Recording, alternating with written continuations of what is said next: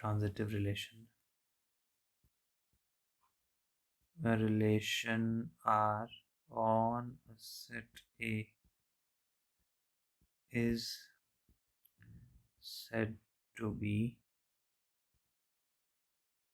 transitive if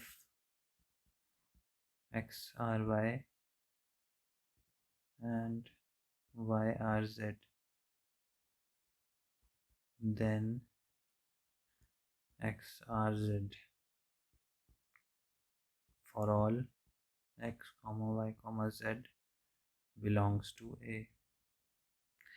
तो ये भी एक तरह की फेलिंग कंडीशन है।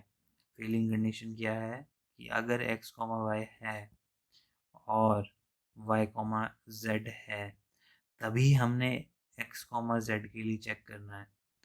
ठीक है, अगर ये दोनों चीज़ें हैं तब हमने x कॉमा z के लिए चेक करना है। और अगर x कॉमा z है तो ये एक ट्रांजिटिव होगा, अगर x कॉमा z नहीं है तो ये ट्रांजिटिव नहीं होगा। तो इसकी फेलिंग कंडीशन देखिए, फेलिंग कंडीशन में इसने केवल एक्स कॉमा वाई और वाई कॉमा जेड के बारे में बताया है, बाकी चीज़ों के बारे में इसने नहीं बताया। तो हम इसको ना एग्जांपल्स के थ्रू हम देखते हैं, एग्जांपल्स के थ्रू ये ज़्यादा क्लियर होता है ये टॉपिक। तो देखिए, वही सेट है हमारे पास 1 2 3। तो देखिए R1 पहला रिलेशन लेते हैं, इस पर खाली रिलेशन, नल सेट, नल रिलेशन। तो क्या ये ट्रांजिटिव है? तो देखिए, ट्रांजिटिविटी फेल कब होती है? ट्रांजिटिविटी फेल तब होती है जब एक्स वाई और वाई जेड की फॉर्म में कुछ हो, और तब एक्स जेड के लिए चेक करना होता है। तो लेकिन यहाँ पे एक्स वाई और वाई जेड की फॉर्म में तो कुछ है ही नहीं, तो फेलिंग कंडीशन हम चेक ही नहीं कर सकते। तो जब फेलिंग कंडीशन चेक ही नहीं कर सकते तो ये क्लियरली ट्रांजिटिव होगा। ठीक है, अब दूसरा रिलेशन देखते हैं R2 1,1। ठीक है, तो क्या इसमें x कॉमा वाई और y कॉमा जेड की फॉर्म में कोई चीज़ है? जी नहीं, इसमें x कॉमा वाई और y कॉमा जेड की फॉर्म में कोई चीज़ है ही नहीं, तो फेलिंग कंडीशन चेक कर ही नहीं सकते। जब फेलिंग कंडीशन चेक कर ही नहीं सकते तो ये क्लियरली ट्रांजिटिव रिलेशन होगा।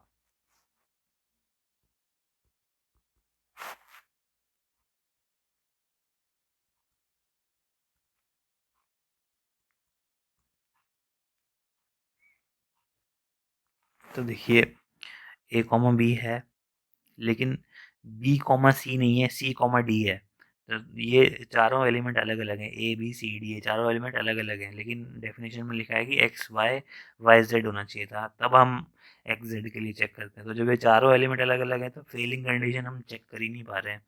तो क्योंकि बी कॉमा सी एलिमेंट नहीं है इसमें, तो इस वजह से हम फेलिंग कंडीशन चेक नहीं कर पा रहे हैं, इस वजह से ये ट्रांजिटिव होगा। ठीक है,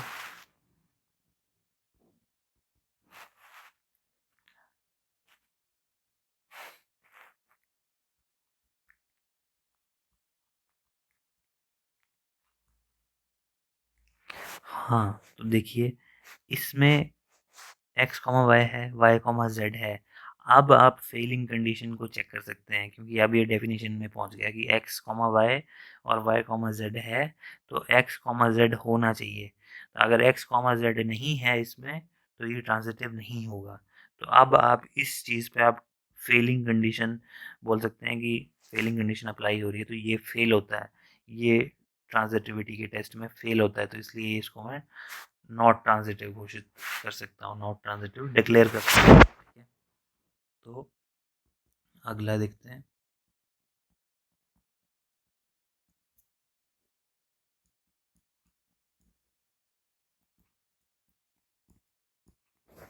तो देखिए, एक्स कॉमा वाई है, वाई कॉमा जेड है, और अब मैं इन दोनों एलिमेंट्स के बेस पे मुझे चेक करना है कि क्या इसमें एक्स कॉमा जेड है। तो देखिए, एक्स कॉमा जेड तो है इसमें, तो ये ट्रांजिटिविटी का टेस्ट पास कर रहा है, तो इस वजह से ये ट्रांजिटिव होगा। ठीक है,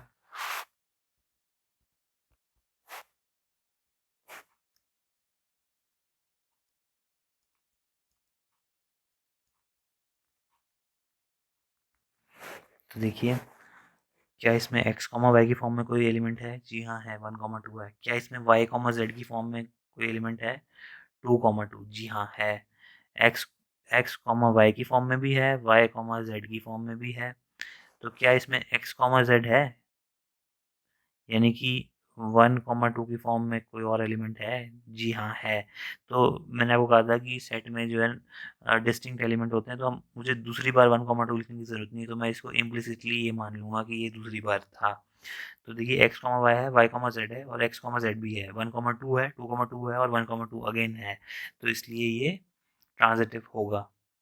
ठीक है, तो ये ट्रांजिटिविटी का रूल सेटिस्फाई कर रहा है।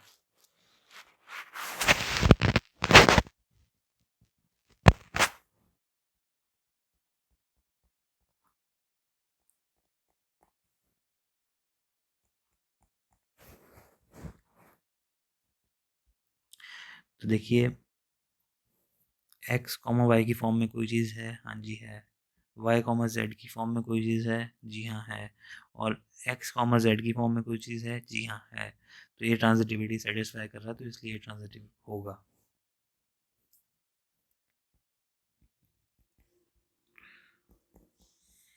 R8 एक रिलेशन है जो कंप्लीट कार्टेशियन प्रोडक्ट के ऊपर है, यानी कि एक क्रॉस ए पूरा ही है इसमें। तो ठीक है, तो जब पूरा ही है तो यानी कि इसमें सारे ही एलिमेंट हैं, तो for every x comma y, y comma z, there must be an x comma z. तो जब ये पूरा इसमें सारे ही एलिमेंट हैं तो ये ट्रांजिटिव होगा। आप चेक करके देख सकते हैं कि जब 1,2 और 2,3 हो तो 1,3 भी होगा उसी सेट में। ठीक है, एक और एक और सेम है, तो इसलिए मैं इसको ट्रांजिटिव बोल सकता हूँ। यहाँ पे मैं लिख भी सकता हूँ बिकॉज एवरीथिंग इज प्रेजेंट। ठीक है, एवरीथिंग इज प्रेजेंट।